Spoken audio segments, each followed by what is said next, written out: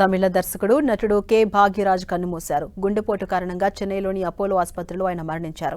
భాగ్యరాజ్ను Indian సినిమాలో king off screen play అని కూడా పిలుస్తుంటారు. తమిళంలో మౌన గీతాంజల్, డార్లింగ్ డార్లింగ్ డార్లింగ్, రసకుట్టి, పాపా ది గ్రేట్ లాంటి ఎన్నో మూవీస్ కు దర్శకత్వం వహించారు. తెలుగులో అవునా, మేం వయసుకొచ్చాం, రెడ్ అలర్ట్, సీత, కుబేరా వంటి సినిమాల్లో నటించారు. అటు భాగ్యరాజు మృతి పట్ల టాలీవుడ్, కాలీవుడ్ సినిమా ప్రముఖులు తీవ్ర సంతాపం వ్యక్తం చేస్తున్నారు.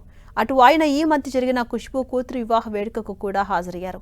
తమిళ చలనచిత్ర పరిశ్రమలో కె భాగ్యరాజ్ ఒక విలక్షణమైన నటునిగా గుర్తింపు తెచ్చుకున్నారు. నటుడు, దర్శకుడు, స్క్రీన్ ప్లే రచయిత, నిర్మాతగా ఆయనకు మంచి గుర్తింపు ఉంది. ముఖ్యంగా 1980లు, 90లలో ఆయన తన వైవిధ్యమైన కథలు, చమత్కారంతో కూడిన స్క్రీన్ ప్లేతో తమిళ సినిమాను ఒక ఊపు ఊపారు. ఆయన్ను ప్రేక్షకులు, తమిళ సినీ ఇండస్ట్రీ వర్గాలు ప్రేమగా చిత్రకథ మన్నన్ అని పిలుచుకుంటారు. భాగ్యరాజ్ 1953లో తమిళనాడులోని ఈరోడ్ జిల్లా వెల్లంకోయిల్ అనే గ్రామంలో జన్మించారు. ఆయన మొదటి నటి ప్రవీణను వివాహం చేసుకున్నారు. కానీ ఆమె అనారోగ్యంతో త్వరగానే మరణించారు. ఆ తర్వాత 1984లో తన చిత్రాల్లో హీరోయిన్గా నటించిన నటి పూర్ణిమ జయరామ్ను వివాహం చేసుకున్నారు. భాగ్యరాజ్ తన కెరీర్ను ప్రముఖ దర్శకుడు భారతీరాజ దగ్గర అసిస్టెంట్ డైరెక్టర్గా ప్రారంభించారు.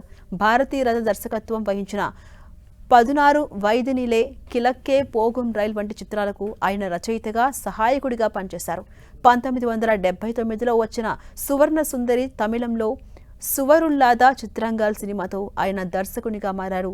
ఆ తర్వాత ఆయన తీసిన సినిమాలు కాలీవుడ్లో సరికొత్త ట్రెండ్ను సృష్టించాయి. ఇక డైరెక్టర్ భాగ్యరాజ్ సినిమాలో కథ చాలా సాదాసీదాగా ఉంటుంది. కానీ ఆయన రాసే స్క్రీన్ ప్లే, డైలాగ్స్ మాత్రం అద్భుతంగా ఉంటాయి. సామాన్యుడికి సైతం కనెక్ట్ అయ్యేలా సున్నితమైన హాస్యం, కాస్త శృంగారం కలగలిపి ఆయన సినిమాలు రూపొందించేవారు. భార్యాభర్తల మధ్య సంబంధాలు, మధ్యతరగతి కుటుంబాల ఇబ్బందులు, సామాజిక సమస్యలను కమర్షియల్ ఫార్మాట్లో చెప్పడంలో డైరెక్టర్ భాగ్యరాజ్ దిట్ట.